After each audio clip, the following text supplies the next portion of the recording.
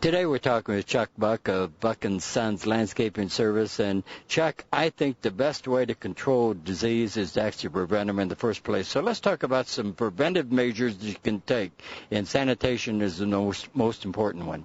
Well, that's correct, and you're absolutely right. Let's prevent a disease rather than have to treat a disease after it's present. Make sure when you plant in a vegetable garden, make sure the garden is properly prepped. If you've planted one type of plant like pumpkins in one area or tomatoes in another, flip them end for end so that you don't plant the same plant the same year in a row. That'll help control rotation of crops is very important. Crop rotation. The other thing you need to make sure you do is watering properly. You want to water plants early in the morning when the sun's out.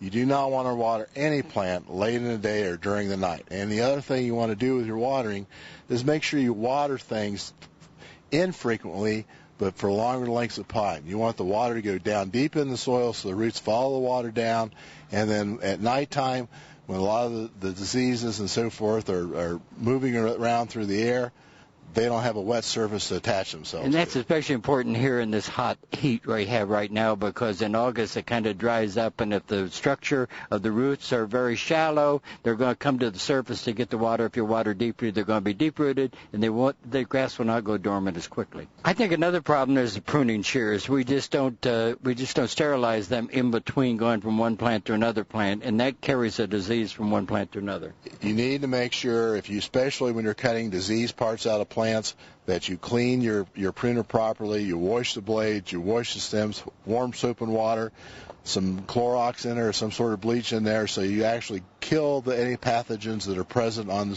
the blade, because you can spread those pathogens to a healthy plant. And if a plant care tag says shade, plant it in the shade. If it says sun, put it in the sun, because when a plant becomes stressed, it's more chance of getting disease or being under stress and insects actually moving in. So remember, watering practices, sanitation practices, if you really want to have a healthy garden. I'm Tom McNutt for your garden.